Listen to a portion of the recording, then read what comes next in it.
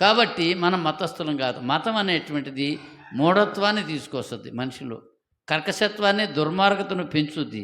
వాడి మతాన్ని ఆచరించినటువంటి వారిని యూదులు ఎలా హింసించారు పూర్వం మన బైబిల్లోనే ఉంది.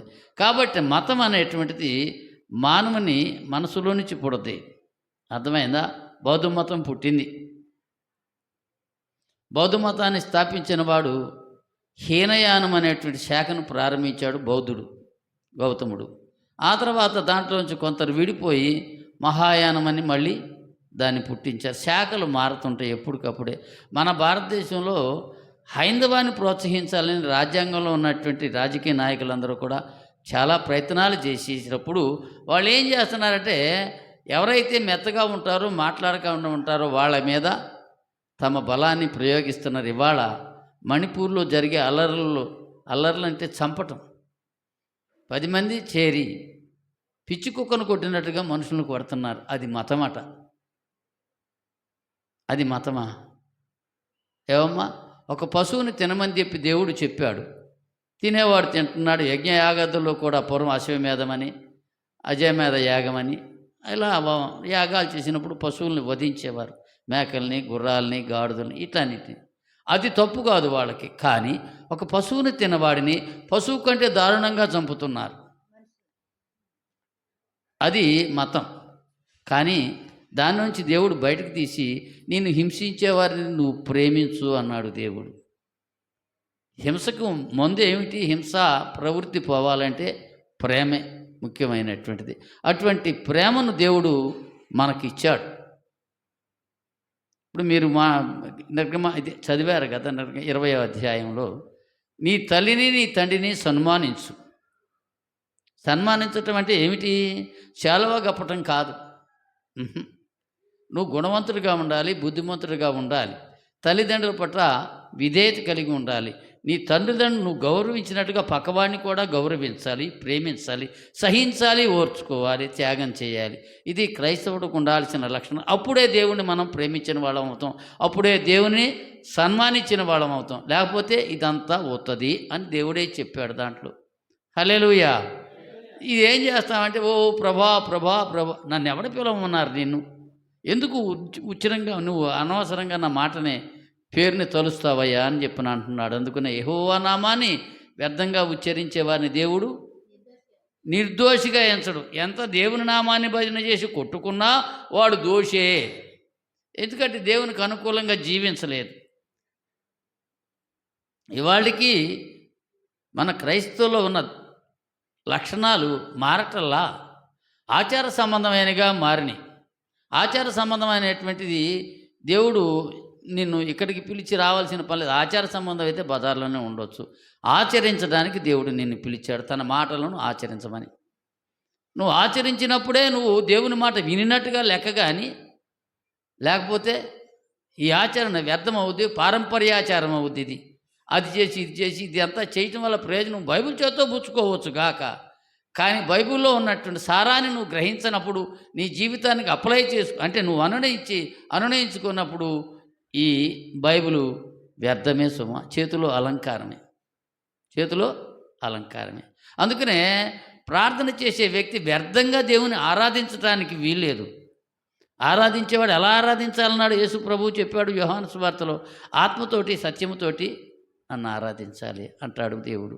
క్రైస్తవులు అది నేర్చుకోవాలి. కానీ మొట్టమొదట నువ్వు క్రైస్తవుడు అయిన తర్వాత, నువ్వు దేవుని మార్గంలోకి వచ్చిన తర్వాత, ఎన్ని రోజులు నేను ప్రార్థనకి వెళ్ళాను, నా జీవితంలో ఎటువంటి మార్పును నేను పొందగలిగాను అని ఎప్పుడైనా మీరు అనుకున్నారా? నా అంతరంగంలో ఏదైనా మార్పు జరిగిందా? నిజమైన ప్రేమ, క్రీస్తు ప్రేమ నాలో పుట్టిందా?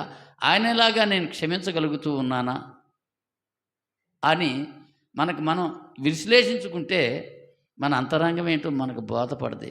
ఇక్కడి నుంచి ఇటుకి వెళ్ళిన తర్వాత బైబిల్ పక్కన పెడితే ఎన్నైనా మాట్లాడేటువంటి వాళ్ళు చాలామంది ఉన్నారు. అబద్ధం అనుకుంటున్నారా? ఏమండి, మీ ప్రార్థనకు వచ్చే ఆవిడ నేను భరించలేకపోతాను, ఇదేనా మీరు నేర్పేదని ఒకళ్ళు నన్ను అడిగారు. నేనేం చేయగలను? మన ఎదుర్కొంటానే ఎదురవన్న తిడుతుంటుంది ఆవిడ. మనం ఏమన్నా చేయగలమా? నీకు నువ్వు మార్చుకోవాలి, దేవుడు ఏమీ మార్చడు. పొరపాటు. ఈ నా మాటలు చొప్పున చేసేవాడు బండ మీద ఇల్లు కట్టుకున్న బుద్ధిమంతుడిని పోలి ఉంటాడన్నాడు. మనం బుద్ధిమంతులమైనట్టే మన అంతరంగము, మన మనస్సాక్షి మన మీద దోషం ఆరోపించకుండా చూసుకోవాలి మొట్టమొదట. ఏమా ఇప్పుడే కదా పాస్టర్ గారు ఇంత వాక్యం చెప్పారు కదా, ఇదేమిటి ఇలా మాట్లాడుతున్నావు నువ్వు అని చెప్పి నీ మనసు నీ మీద దోషం ఆరోపించటానికి వీల్లేదు. అంటే ఆ మాట జీవము కలిగిన మాట నీ అంతరంగంలో ఉన్నట్లయితే మనం అలా చెడు మాట్లాడం.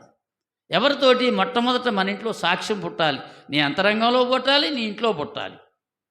చెడ్డవాడైనటువంటి వాడు ఇంత మంచివాడిగా ఎలా మారగలిగాడు, నా కొడుకు లేకపోతే నా కూతురు నా కోడలు అని వాళ్ళలో సంతోషం పుట్టాలి. అప్పుడు నీ గురించి మంచి సాక్ష్యం వాళ్ళు చెబుతారు.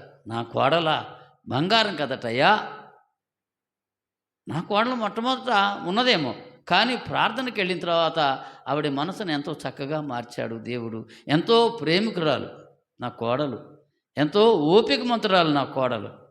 అర్థమైందా అని అత్త గయ్యాళిదే, కానీ అత్త హృదయంలోనే ప్రేమను పుట్టించింది కోడలు.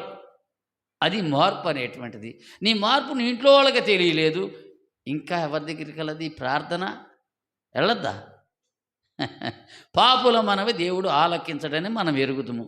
యోహాను సువార్త 9:31 చెప్తాడు. మనం వ్యర్థంగా ఉచ్చరిస్తున్నాం, అదే పాపాన్ని కొనసాగిస్తున్నాం, కానీ దేవుని దగ్గరికి వస్తున్నాం. అయినా దేవుడు నిన్ను క్షమించాడు. మనం పాపులం కాదన్న సంగతి, మనం పాపులమే అని చెప్పి దేవుడు ఇప్పటికీ చెబుతున్నాడు. అందుకరికి పౌలంతటి వాడే నేను పాపానికి, నా శరీరం పాపాని నియమానికి, నా ఆత్మ దేవుని నియమానికి కట్టుబడి ఉందంటాడు. మనం పాపులమే అయినప్పుడు కూడా దేవుడు నిన్ను క్షమిస్తున్నాడు. ఎందుకు అంటే భవిష్యత్తులో నీవు ఒక గొప్ప వాడివి అవుతావు, ప్రేమికుడు అవుతావు, క్షమాగుణం కలిగిన వాడు అవుతావు, క్రీస్తుని పోలి ఉంటావు నువ్వు అని చెప్పిన దేవుడు భావించి నిన్ను నన్ను ఇంతవరకును మనం ఎన్ని తప్పులు చేసినా ప్రేమిస్తున్నాడు దేవుడు. నువ్వు ప్రార్థన చేస్తే దేవుడు ఈ ప్రార్థన ఇప్పటికీ వింటున్నాడు. కారణం నిన్ను కుమార్తెగా భావించాడు దేవుడు. నేను కుమార్తెగా భావించినటువంటి దేవునికి మనం వ్యతిరేకంగా ఉండటానికి వీల్లేదంటాడు దేవుడు. మార్చుకోండి, మిమ్మల్ని మీరు పరిశీలన చేసుకోండి, పరీక్షించుకోండి, పరిశోధించుకోండి. మీరు భ్రష్టులు కాని ఎడల దేవుడు మీలో ఉన్నాడని మీరు ఎరగరా? ఎరుగుతారు కదా మీరు. నేను భ్రష్టుని కాదు, నేను దేవుని బిడ్డను. నా అత్తను నేను నా తల్లిగా భావిస్తాను.